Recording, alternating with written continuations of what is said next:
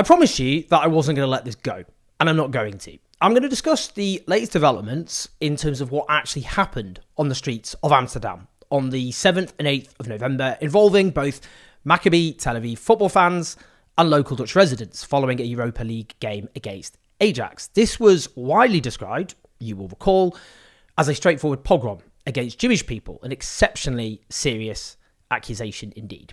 Now, in a series of videos, I've looked at how this narrative was riddled with deceit, not least because we had the erasure of racist violence by Tel Aviv Maccabi hooligans before anything else had happened, including, as an Israeli newspaper of all media outlets revealed, there were mobs, Tel Aviv Maccabi fans, trying to hunt down Palestinians to beat up on the streets of Amsterdam. There was the targeting of cab drivers. There was attacks on local residents.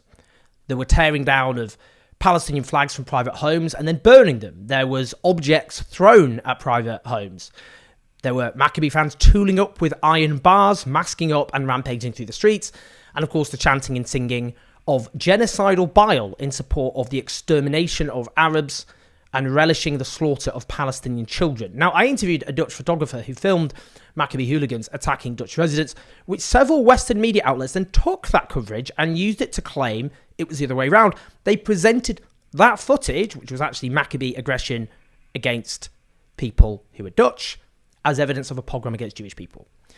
As I also said, that's not to say there is no evidence of anti-Semitism in the mix of what happens next. There is, and there's never any excuse for hatred against people on the basis that they are Jewish. Never an excuse. The point is Western media outlets and politicians lied to you, blatantly lied to you, and gaslighted you, up to and including Sky News releasing an accurate report of what actually happened and then deleting it and replacing it with a dishonest report. Now, the latest developments. The mayor of Amsterdam, Femke Halsema, was one of those who publicly described what happened as a pogrom. The fact she did was cited as key evidence by Western media outlets and politicians and used to rebut those who questioned the narrative that was presented to us. Now, she has retracted this claim. On the current affairs show Nieuwsver, as per the translation of the Dutch website Dutch News, she said she wouldn't again use the word pogrom when discussing the violence and said the word was now being used as, quote-unquote, propaganda. She expressed her regret in not discussing what Maccabi supporters did in terms of violence, in terms of their obviously obscene chanting and singing before and after the game. As Dutch News know, it was only later revealed that 10 Maccabi fans were actually arrested on the evening of the game, with several more on a Dutch police wanted list. Now, this is what she's quoted as saying directly. She said, "What I wanted to emphasise was the sadness and fear experienced by Jewish Amsterdammers. But I have to say that in the following days, I saw how the word pogrom became politicised to love propaganda. The Israeli government spoke of a Palestinian pogrom on the streets of Amsterdam, and in The Hague, the words were used to discriminate against Moroccan Amsterdammers, Muslims. That is not what I meant or what I wanted." What's striking is the political consequences of the narrative pushed by the Israeli state.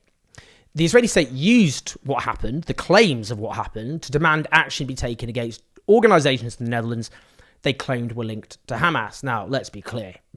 The Israeli state basically thinks anyone who doesn't toe Israel's line is Hamas. But they backed demands by the far-right leader Geert Wilders, that's the far-right leader in the Netherlands, for those involved to be deported. Now, it's very striking, by the way, that the Israeli state very understandably regards the European far-right as its staunchest, most loyal allies, up to including the far-right regime of Viktor Orban in Hungary, which also happens, by the way, to be the most anti-Semitic government in Europe. Again, evidence if proof were needed that support for Israel does not correlate, actually, with opposing anti-Semitism. This then led to calls for dual nationals judged to be guilty of anti-Semitism to be stripped of citizenship, with the events used as a claim that there was a crisis involving the failed integration of second-generation Moroccan immigrants, which then nearly brought the entire Dutch government down. Now, here's a familiar pattern of how the question of Israel is used to demonise Muslims in European nations. We see this, frankly, in Germany in very stark ways. Demonised as a hateful, extreme, dangerous enemy within. Now, the mayor of Amsterdam herself expressed anger at how this narrative had come to take hold. And it's striking again, she noted her regret that she did not discuss what Maccabi Tel Aviv hooligans did. But what she said now has led to the new Israeli Foreign Minister, Gideon Saar, to say The statement made by the mayor of Amsterdam is utterly unacceptable. The failure that occurred on that night must not be further compounded by a further grave failure, a cover-up. He then restates the claim it was a pogrom. He also says it was used, that word, by Dutch politicians, including Geert Wilders, as though that's a recommendation. That's the leader of the far right. He's got his own motives here, specifically demonising the Muslim population.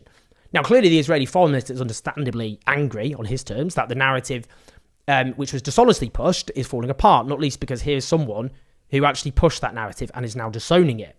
Now, those of us who tried to rebut these claims came under severe, gratuitous, defamatory attack, of course, but the reason it has been so important to stand our ground is precisely because of the reasons outlined by the mayor of Amsterdam, that these incidents are used to demonise Muslims, as well, of course, as to more broadly demonise those who stand against Israel's grave crimes. Now, we keep seeing how Israel and its Western far-right allies are whipping up racism and undermining social cohesion, whilst at the same time claiming the real racists are those who oppose genocide. We can't allow that, even if coming under attack for telling the truth isn't pleasant. It never is, but because the stakes are high, not least for people who lack a voice.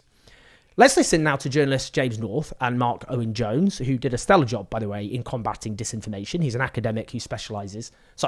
James North's a journalist. Mark Owen Jones is an academic who specialises in taking on disinformation, did a great job here. He's interviewed on Al Jazeera, both of them, about this. If you had watched the first report, you would have an idea of what actually happened. And if you watched the subsequent report, you would have a completely distorted and inaccurate view of what really happened in Amsterdam. People are being gaslit into accepting pro-genocidal, really right-wing narratives. Football hooligans come to a European city and engage in vandalism, violence, and racism. In this particular case, the existence of user-generated content has been really helpful. A 16-year-old young Dutch journalist, he essentially followed these Maccabi Tel Aviv fans, watching them engage in violent acts. That video became a key source for people trying to debunk and counter those mainstream media narratives. But crucially, not only will European leaders and media ignore this, they will lead us to believe that those responsible are the Arabs living in Europe and anyone critical of Israel. Unacceptable act. And the European leader, Ursula von der Leyen, the mayor of Amsterdam, have all condemned their own population and not the Israeli fascist right who came and committed violence, right? And if we criticize it, not only will we be ignored, we get blamed for condemning that. Well, I think the strategy is very well described here. Clearly, we are meant to be scared into silence. It ain't going to happen. Now, there's a very good piece in the Israeli-Palestinian outlet, Plus 972, written by M. Hilton, who I know. She's great. She's one of the leading pro-Palestinian Jewish activists, progressive activists here in the UK, entitled Weaponising Jewish Fear from Tel Aviv to Amsterdam.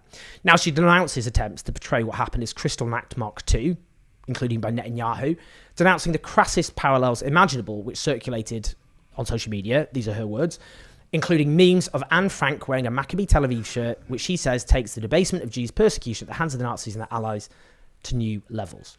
She points to how scholars of anti-Semitism, genocide and Jewish history warned of how particularly traumatic episodes in Jewish history are used to justify Israel's onslaught on Gaza and crack down on those opposing it, points out how the word pogrom only served to obscure the reality by creating mass hysteria.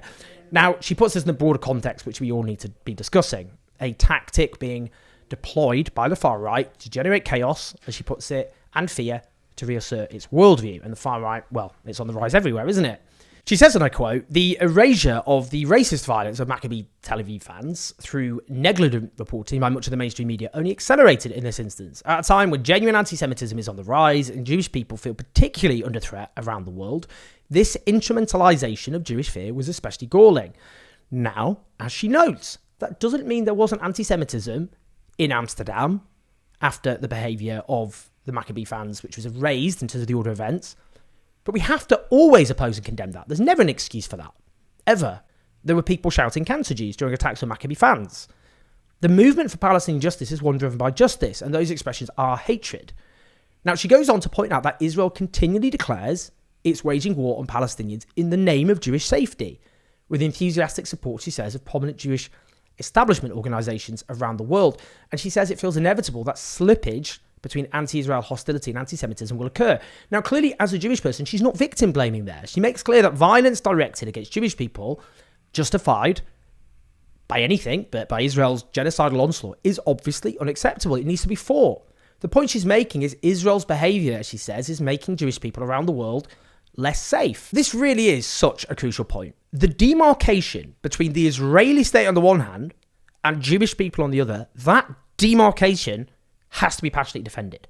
It is completely wrong to use the genocidal behaviour of the Israeli state to attack Jewish people as a whole, to spread bigotry and prejudice. We have to fight that.